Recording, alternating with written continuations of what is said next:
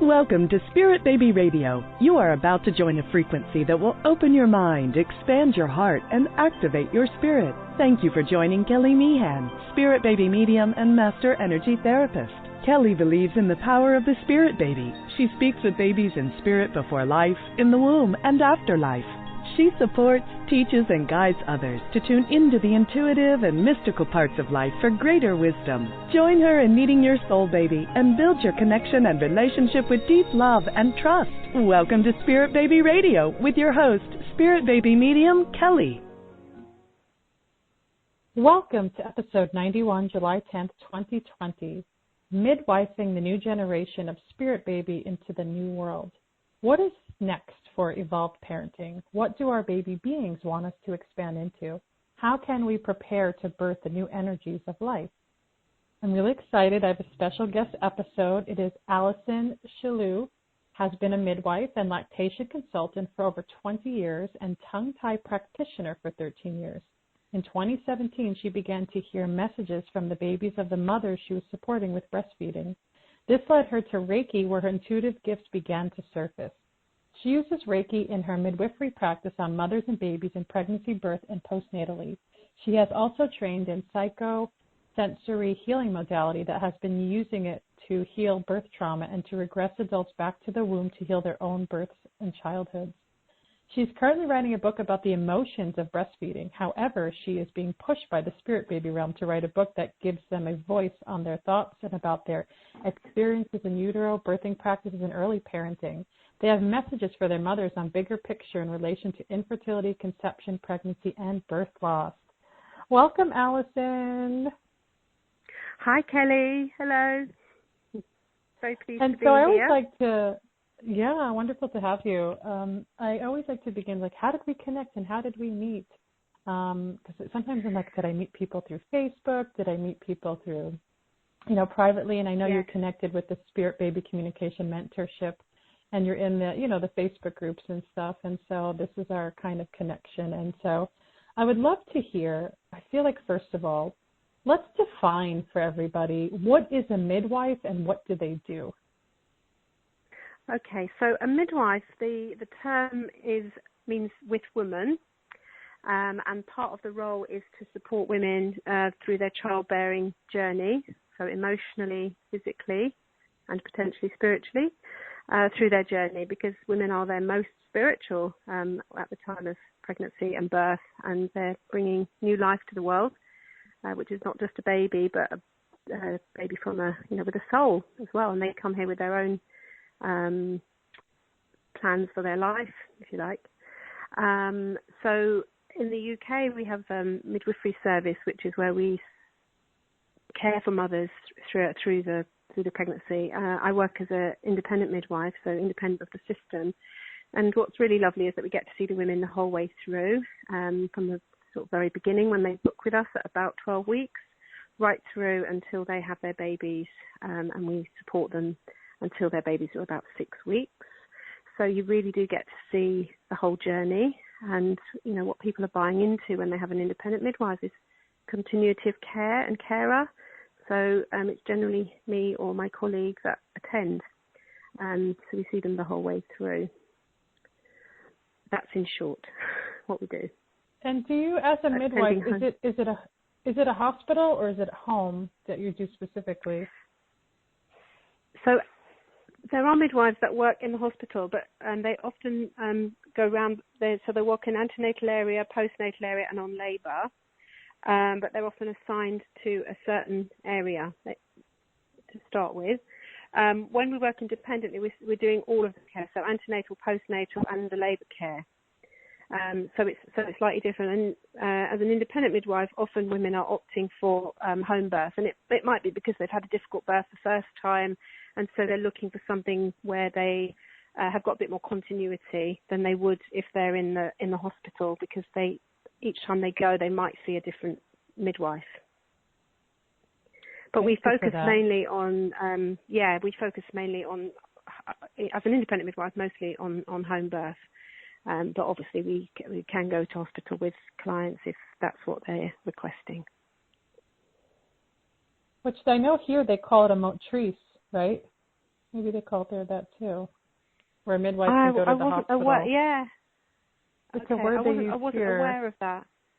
Yeah, and a lot of the midwives that want to go in hospitals, but, you know, in America, there isn't a lot of midwives in hospitals. There's very few, which is unfortunate. Yeah. And so some people want they have their doctor because they don't really have maybe an option. And then they go, well, I really want a midwife, and they can take care of, obviously, like still almost to the end into the hospital. And then they come as a motrice, which is like, you know, they obviously can't, you know, interfere a lot with the hospital policies, but a lot of women are doing that now. Actually, because of course, we know with COVID, everybody's home birthing even more now than before. And really, I think it's quite profound and beautiful because women are realizing, oh, I could do this at home, and it's safe, and it works. And, you know, of course, if there isn't a high risk, but you know, it's really been kind of, I'm curious to see what the data is. Are you curious what the data will be in the next year? Yes, we have been busier with birth during the COVID time because people were, particularly in the very beginning, people were very scared to go to hospital. And so we got lots and lots of inquiries from women who really were very frightened to go to the hospital. So it will be interesting to see the data, but you know, I suspect that the home birth. I mean, there are some places in the UK. Obviously, I'm not so sure in the US data where you know some places have had quite an increase in the home birth rate. But what we had here in the UK when it first started is that lots of the hospitals cut the home birth service. So we were busier as independent midwives because. The hospital, so that lots of women had booked for a home birth, but then the hospital said you can't have a home birth now. So then they were looking for private midwives to support them in that. The other thing, of course, is if people couldn't afford to have a private midwife, because our healthcare insurance is different here. If people have to pay, women have to pay that for themselves. So if they couldn't afford to pay, then some of them, there will have been an increase in the women who were doing free birthing, which is where they don't have a midwife at birth. They might pay for a doula, but they don't actually have a midwife at the birth because they felt that was their only option because they really didn't, for whatever reason, they really didn't want to go to hospital. So, I mean, I don't know the numbers, but I know that we had lots of people who were suggesting that that's what they would. So, we did try to find ways to support them during that time. But yeah, free birthing seems to be on the increase. Yeah, it really is. I know a woman I met here a long time ago. I think it's called Free Birth Society. She's very well known now in that space. And she shares her daughter. I think it was in Hawaii. And it's quite interesting to see how the expansiveness over the years of that. And of course, as we know, it always comes back to really the hospital and the way the policies, procedures, and the trauma and things that come up for women and families. And it's like, why don't I just birth at home and do my own thing? And there's a documentary even about that, which I thought was so great. I love the whole trusting birth for women and just kind of explore the different options. I don't have any judgment. I know there's a lot of judgment. Hospital, home birth, free birth. It's like, I always feel like, and I actually had a friend in our neighborhood years ago who did a free birth with her third. And I said, I trust you. If you trust you, I trust you. I was like, I have no judgment over that. And so, great experiences for these women. But I do feel like I've always, go ahead. Go on. I was going to say, it's about women being able to trust their inner wisdom because we have been in a patriarchy, patriarchal paradigm where the doctors always know best. We've been conditioned to believe that. So of course we think that that's the safest place to go because the doctor's there and there's all that medication. But what's happened as a result is that women have sort of lost that ability to really be intuitive and to to access that inner wisdom that they know what's right for them. So I always talk about, it being, it's their body, it's their choice, it's their baby, but it's also their responsibility.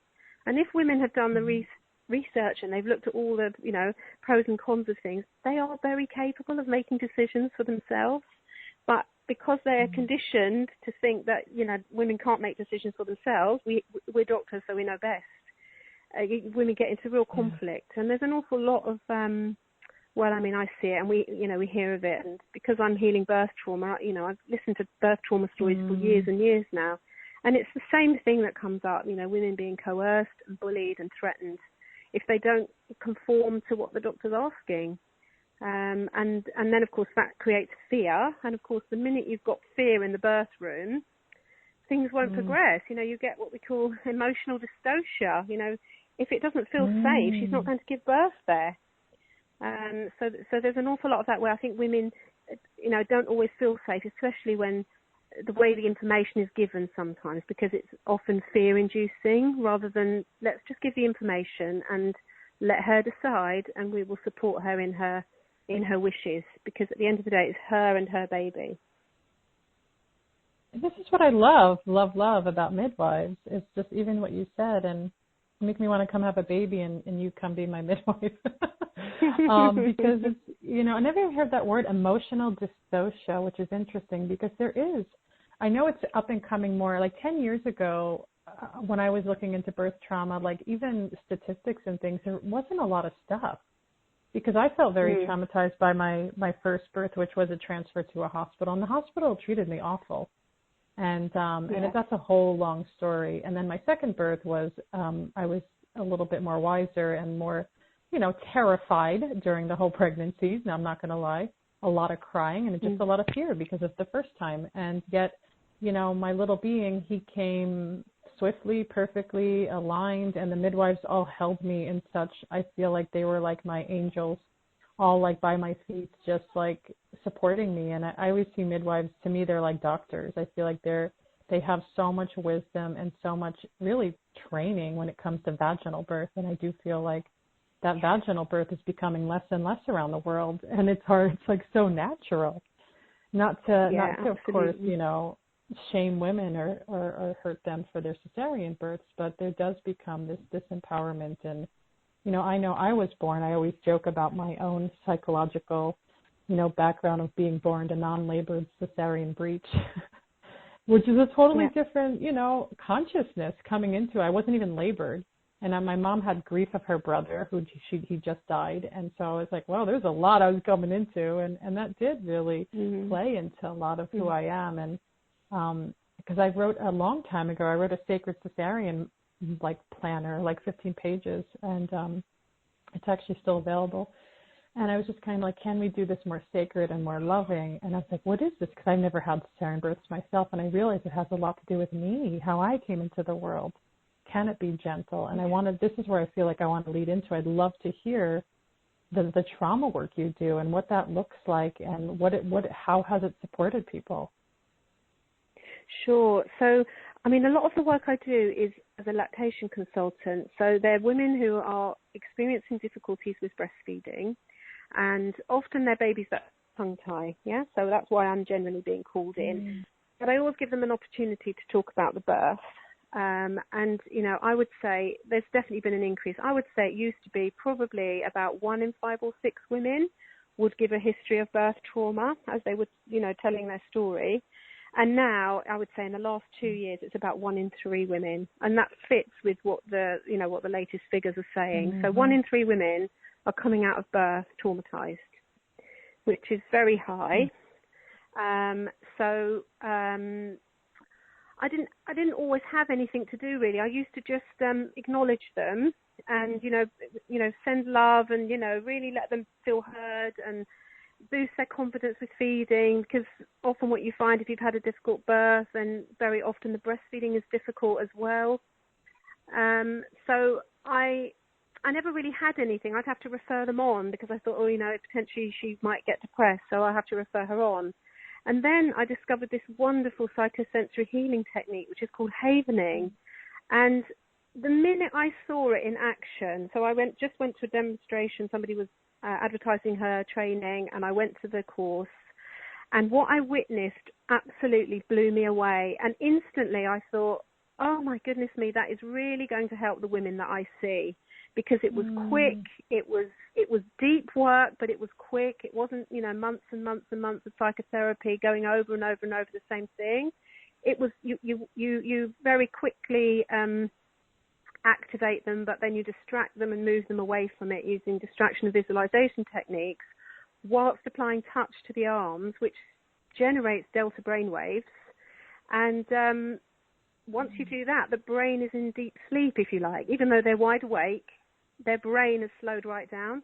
So you can be very suggestive. And then I use techniques to change what happened there. So then so we get some of the emotions out. So we don't actually go over and over the details. We just get some of the emotions out. And the typical things that come up when somebody's had a birth trauma is that they just felt helpless, violated, shamed, judged. They're the typical things that come up. And so we kind of remove some of that. And then I do something where I sometimes I take the place of the doctor, if you like, or the midwife, or whoever they felt, was upsetting them. And we heal some of that. And then we go back in and we change the image. Now, invariably, which is what is so sad, is that when they make the new image, so the idea is that you've slowed the brain right down, so you can be very suggestive and make new images. And what happens is that the trauma then, they know what happened, but actually what it's done is taken the emotional content out of it. And then we've built a new image. And invariably, the new image is the thing that they had on their birth plan in the first place, which is usually I was in the water at home, I had candles lit, I had my family around me, it was quiet, it was dark, it was, we create this really beautiful picture, and that often is the thing that they can remember once we've actually finished with the technique. So it's not lots and lots of sessions, it's usually just one session, and just so powerful. So it's sort of changed the way that I work, really. So when someone says, oh, it was really traumatic, I'm able to use this technique to take that top layer off so that then they can focus on the feeding. Because what happens after trauma is they're really not in a place to be caring about another little person because they feel so traumatized themselves. They need time to recuperate and rest. Then if their milk supply is slow to come in, they're getting stressed, and the babies are getting stressed because the babies have had a difficult birth too. So they're stressed, mum's stressed. It affects the feeding. Then the mother starts to feel that she's not good enough, or what's wrong with her? Breastfeeding is natural, but she can't do it, so what's wrong with her? And then what I find is that the limiting beliefs start to come up about I'm not good enough, or I'm not worthy, or my baby doesn't like me, or those kinds of things coming up, which are, very, very difficult in that time, because that newborn period is so precious. And I always think that the mothers almost are as vulnerable as their newborns when they first become mothers, because it's such a major transition they're going through. And really, I don't think we give it enough credit. When you think that people used to raise babies in communities, and really that's what we've lost now, is we don't have that community supporting mothers in the way they need to be supported. So it impacts on the way they feel, and it impacts on their feeding. That's a long answer. Wow. No, that's incredible, because havening, I was just researching it too. I was like, what is this havening thing? And it reminds me of some type of somatic kind of modality, which is like with the emotional and with the body. And it's like you're saying, you're taking off a little bit of the edge and then going underneath. And you're making me think about when I had my traumatic birth experience. Afterwards, the nursing, more than anything, I was producing milk, but then my nipple hurt so bad. I was like, it felt too much. And you're right. I was like, I have this little being. And one day I remember I laid him on the bed and I walked out the door as he was crying, and I'm looking at the sky and I'm like, I don't think I can do this. And I did go into postpartum depression. I knew that because I had it was going on for weeks, and I literally was in the rocking chair like, should I be here? I started to question that. Yeah. And then I had physical body pain from deep tearing, and then I had the experience, and then I had no people. I had no family to take care of me. And so it was like a many years of healing that trauma. And then I was like, the spirit baby's knocking on my door, and I'm going, yeah, you're okay. You're just we'll pretend you're not there. And my son wanted to come into my life. And I'm like, no, I feel like this is good. I'm done. Like, a lot of people don't realize that, there's so many women, yes, that they're trying really hard to have babies, and they're working in many different ways. And mine was just, such a different experience of going, okay, like maybe I'll open up space for you to come in. And he actually came quite quickly at 40 years old. And but I was terrified the whole pregnancy. But it was also very different. And when it came to the birth, it was amazing.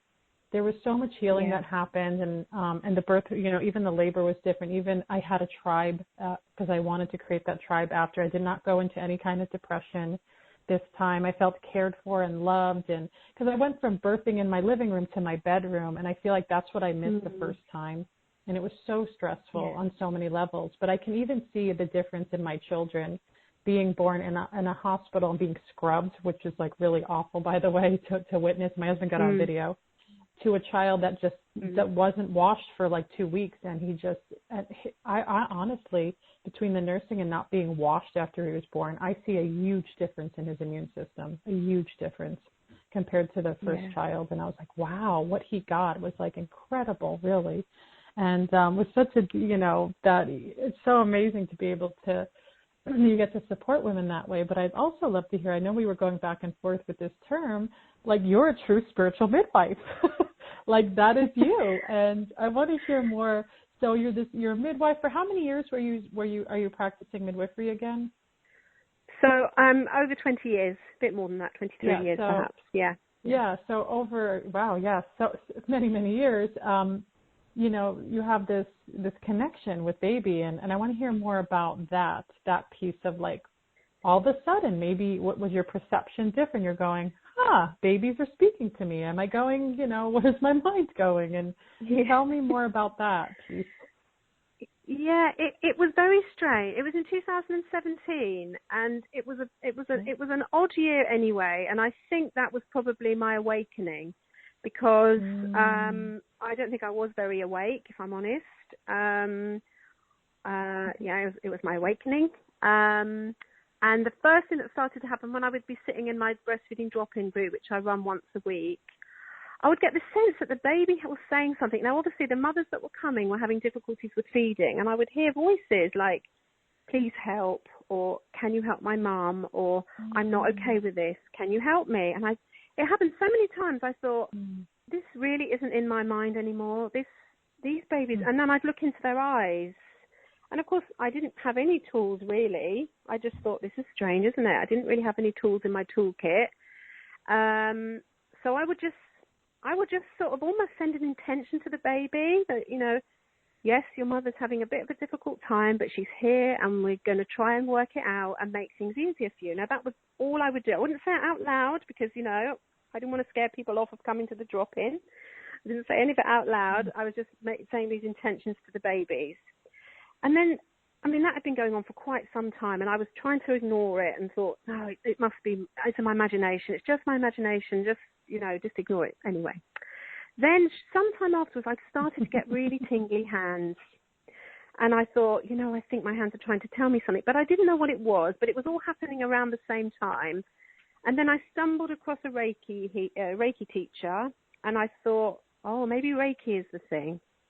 And then it felt like my whole world changed when I started to do Reiki, because very quickly, when I started to heal people, which at that point weren't the babies, it was, whoever was, while I was doing my case studies and other people that I knew, I started to hear the voices of people's dead loved ones. And then I thought, oh my goodness me, what is this? What have I done? What have I unearthed here? And then I started to get a little bit braver and share what I got. And then I was so surprised that actually whatever I was getting really meant something to the person. It didn't mean anything to me, but I would share it. There were people I trusted, and said, sometimes I get a sense of my intuition's very strong with some women. I didn't quite know how to word it, really, because it was so new to me. And then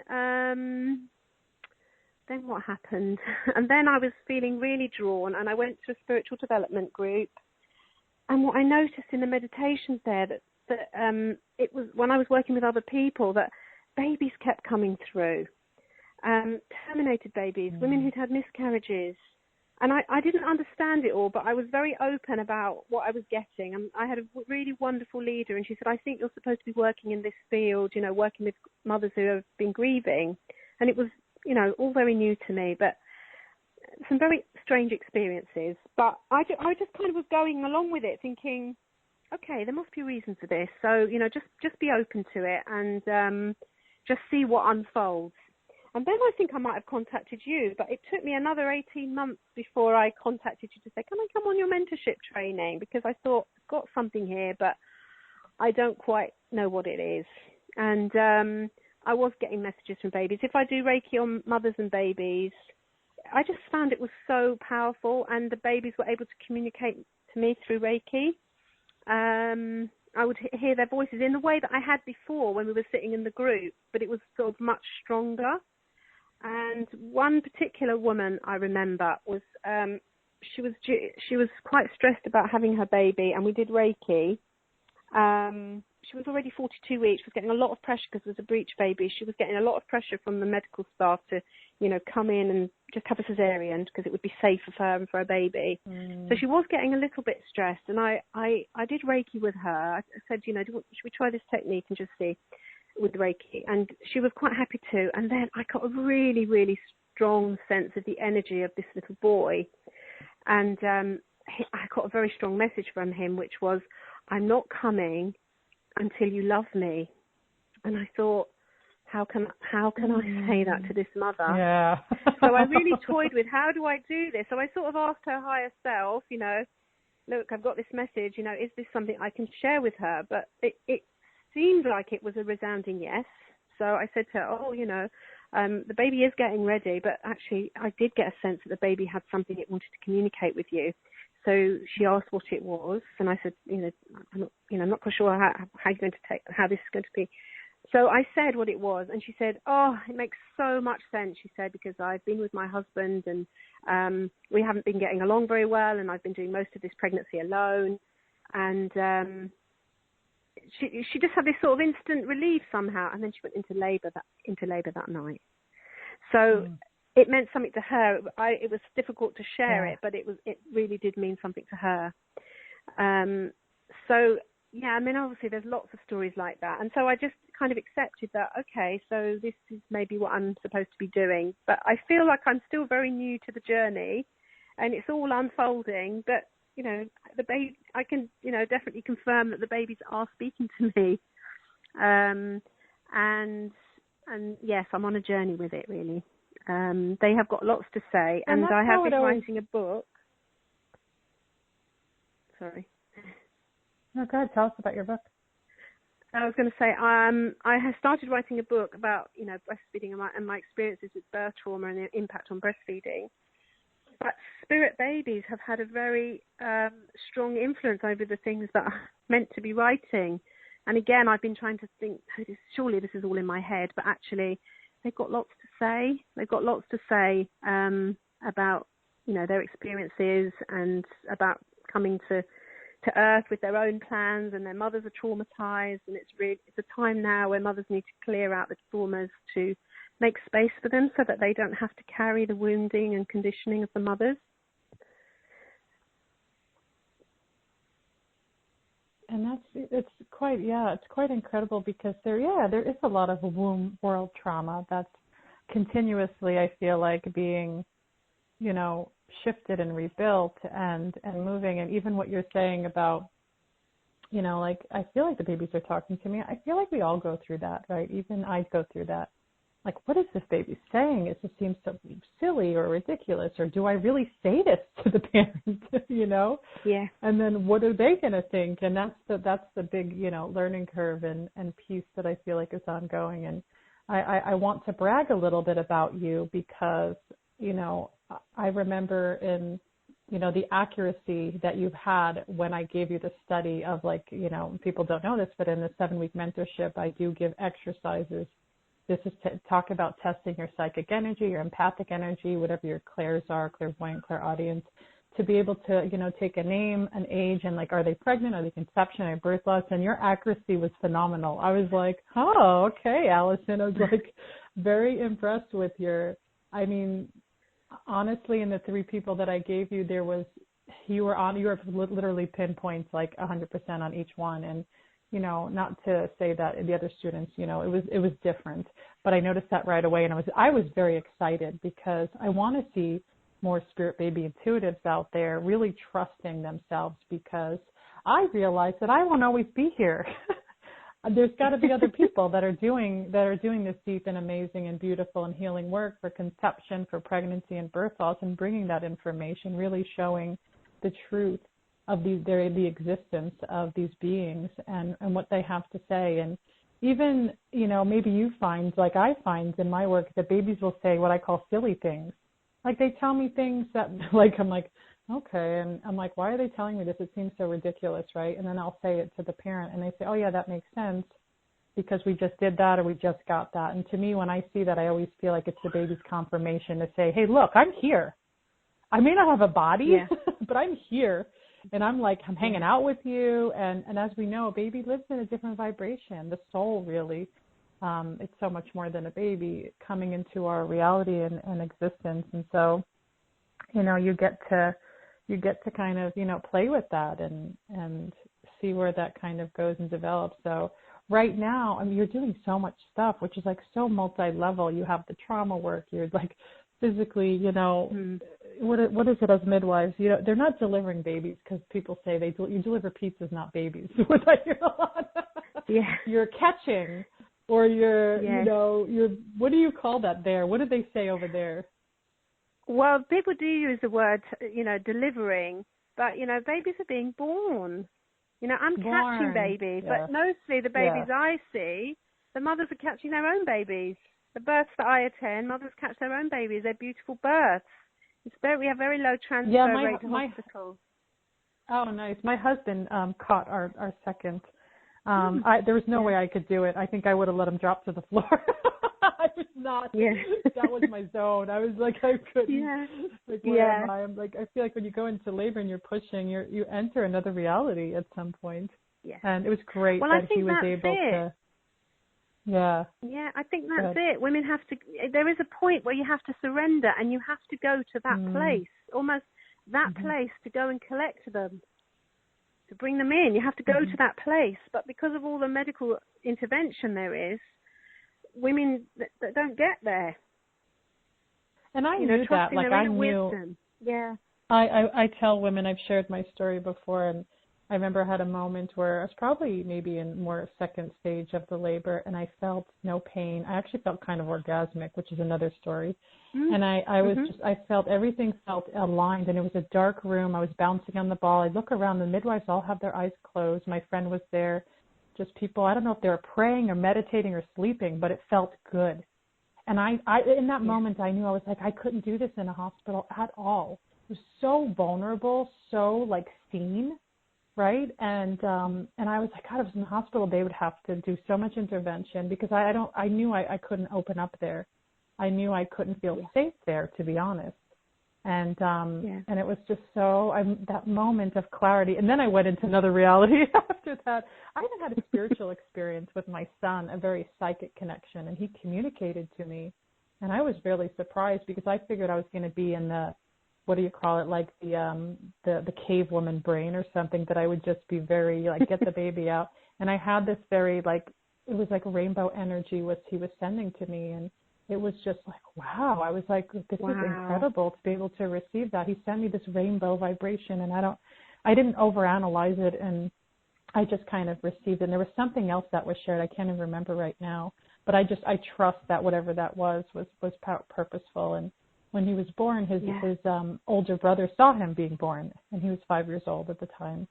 And he loved it. He later cried about it, and he was just in such awe. And I thought, what an amazing gift that he got to see his brother being born in this way with all these amazing people. And it's a good story to share with people because some people think, oh, it can't be, home birth, and you traumatize you. If a kid sees another kid be born, it's traumatic. I'm like, how is that traumatic? It's so silly. Yeah. It's life. Yeah, but that's part of it. We've been conditioned to think it's really scary, it's really frightening. Yeah, and actually it's very beautiful, and that's what we've forgotten is just how beautiful birth can be. But for so many women, it's not like that.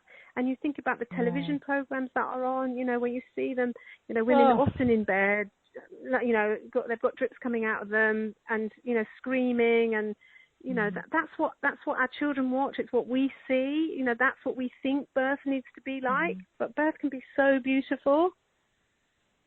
So beautiful. And it sounds like that was an incredible experience you had. You know, it is, you know, it is a spiritual, you know, that, I think that's the thing, is it is a sacred act, and that's what we've forgotten. Women are not machines that give birth to babies. Yeah, well, not machines, basically, and you can't time them and, you know, manage them, which is so often what's happening in, you know, in maternity and obstetric care, timed and managed. It's and true. actually, and that's why I feel that. I'm sure, like I've told, go ahead, sorry. I was going to say, I feel that sort of babies, which is what I'm picking up from the babies, is that they know when they want to be born. They've got, it's like they know, they know, and that's not happening. Often that's being controlled. And then I think that's having longer term effects on those babies and children. So the ones that, you know, are perhaps induced, you know, they're more likely to, you know, to be late for things. I know, it kind of scares me that most induction seems to be the big thing right now, and I'm going, what kind of level of consciousness and body memory are we creating that by there's that rush or push to induce, like your timing isn't good enough? And you look at our culture, we are like that. Where's my package? Yeah. Should it be here in 24 hours? Like what?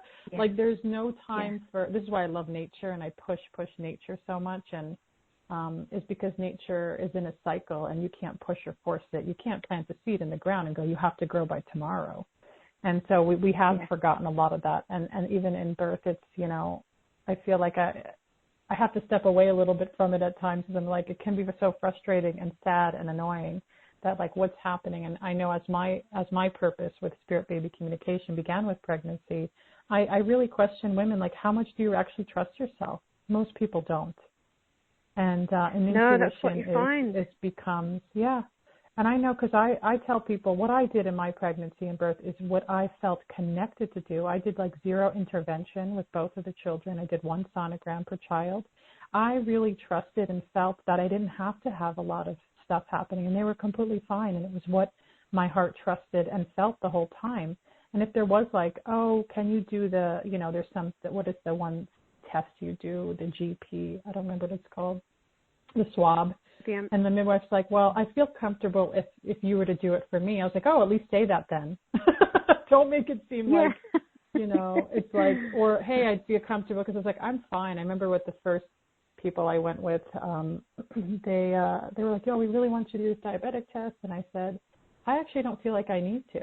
There was no markers of anything, and I felt really comfortable. But because I had family history of diabetes, they got really kind of nervous about it. And then I proved them that I was right the whole time, and I showed them. But that was the small test. Like, I'm not doing any big interventions to prove anything. I'm just trusting, and that's the piece. I feel like we've lost even before pregnancy, even before conception. Where is that inner trust with ourselves and the world? Because we live in our bodies. And making choices from there. And you probably see that a lot with women in pregnancy. And I love when I see women that feel like they're moving to their own rhythm. Like you said, like I birthed over 41 weeks. 41 weeks. It's not dangerous. I didn't even care about the number. I wasn't even thinking about it. I knew he was going to come. I just didn't know when exactly. You know, but it's like, that's, you said, the push of like, oh, you're at the 40-day mark, and now let's induce. And it's like, really? I don't know. But this is why I love home birth more than anything. Yeah, I get it. Yeah, I see all of that. You know, we see that in our practice.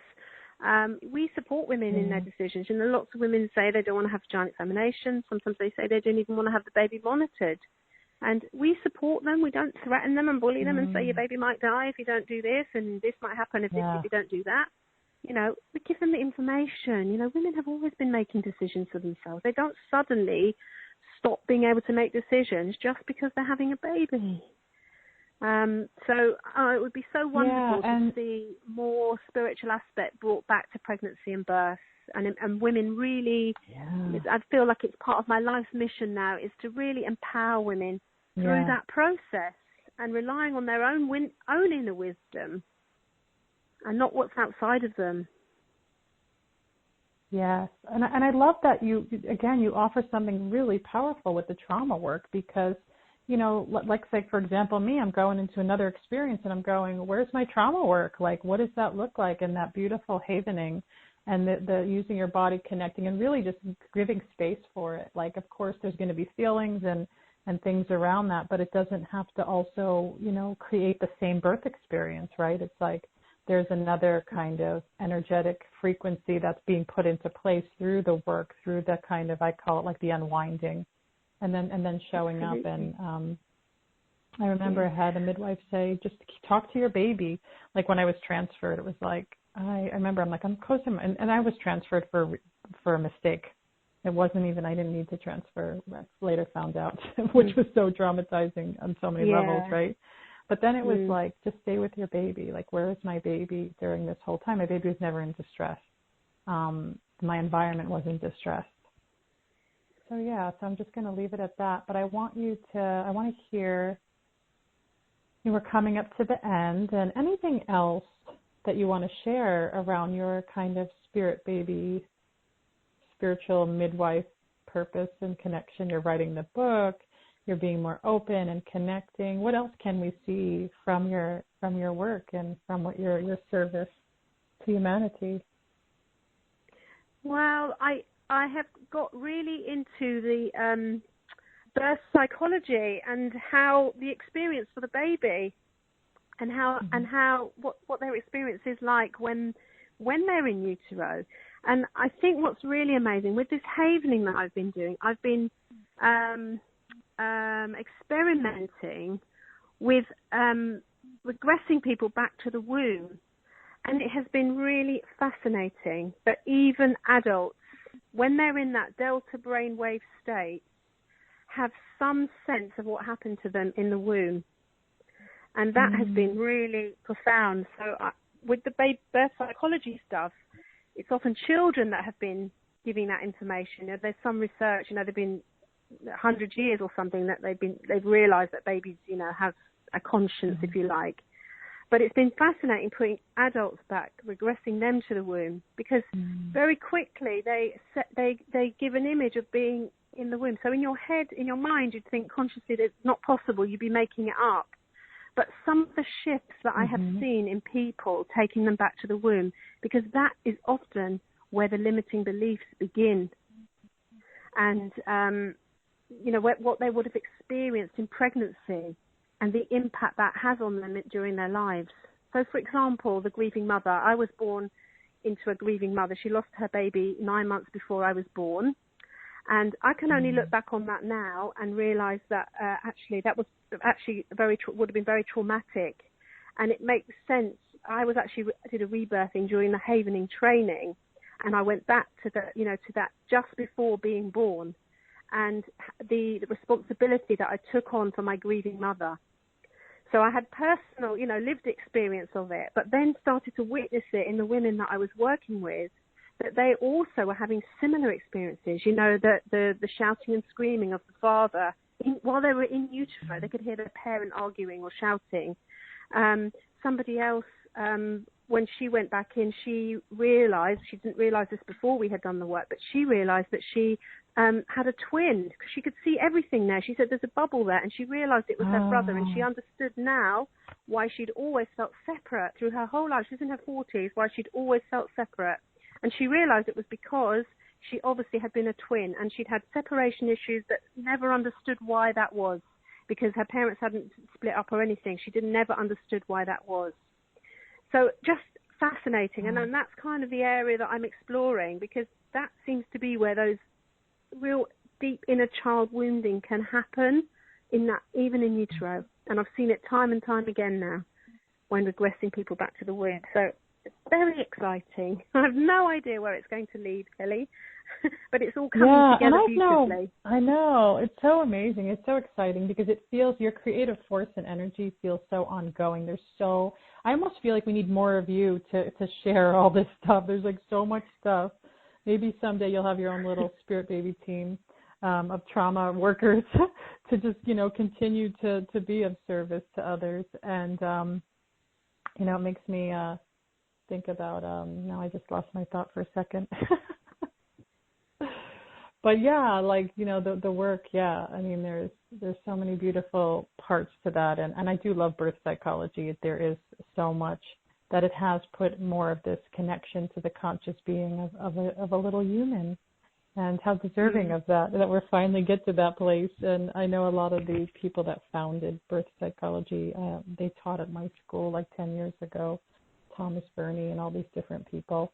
And, you know, training those people to, you know, and at the time I wasn't into that program. I was doing the somatic psychology, and now I'm going, wow, it would have been so fascinating. I had a little bit of the program and not that much. But I thought that would have been really kind of amazing now that I'm like reflecting back more than 10 years ago, that space and how it really does fit in really well. And it just brings substance and validation, really. And then you get to do that too within the psychic world, within that mystic space. You get to kind of bring the science and spirit, you know, together in so many ways. And babies are talking to you. There's a reason for that. They trust you. Yes. They know you hear them. Yes. And yeah, absolutely. And they've got lots to say. I mean, some days I'm there, I'm writing pages and pages. They've got so much to say. It's really the bigger picture. It's messages for their mothers, really. And actually, last week it was about how they feel about being separated from their mothers. You know, with all of that care that happens in the very beginning when they're being weighed and measured and all this kind of thing.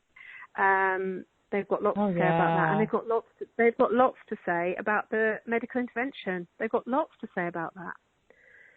So, so it's bringing that to the world in a way that feels, you know, yeah. I mean, my big goal would be to bring spirituality back to birth, but it feels like a very big mission. But you know, I just do it in bite-sized pieces. Yeah. There you go. So I'd love for you to share if there's any. I know you said you have a book that's in the works, but any other events or things that people can find you and your contact information. Yeah, the website. Sure. So I have set up my website, which is Healing Mothers, because that's what I'm doing. It's www.healingmothers.co.uk, and it's focusing really on havening because it works so well with the women that I'm seeing. I use it for birth trauma, breastfeeding grief, pregnancy and baby loss. So if people are traumatized from that, then it's a you know a really quick technique of removing the emotional content of it. So it's not that you forget what happened, it's just that you take that emotional sting out of it.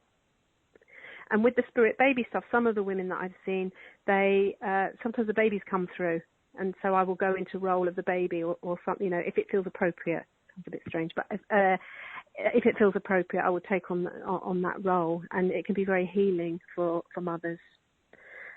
But yes, so that's my website. I mean, I do lots of things, breastfeeding, and my midwifery website is mayamidwives.com.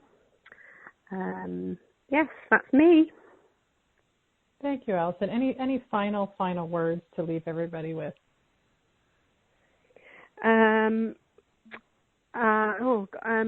Well, just to, I suppose, because it's Spirit Radio, is a message for the women that are, you know, considering having pregnancy or already pregnant. What I'd say is communicate with your babies, because they've got a lot of answers, and they can really help you. They're here to help you as much as you are there to help them. And just trust that they are there, and that they also want to communicate with you, and they have lots to say. Wonderful, perfect, beautiful. Thank you so much, Allison, for being here. And hang on the line for just a moment as I finish up here. Thank you for joining episode 91. If you like my podcast, please subscribe and leave reviews. Thank you for joining Spirit Baby Radio's podcast this week. And please check out my book. It's a journal, Sacred Communication, a Spirit Baby Journal. This is Spirit Baby Radio. Thank you for joining Kelly in the energy of awareness, love, healing, and soul communication. Please join the next episode at www.soulbabycommunication.com.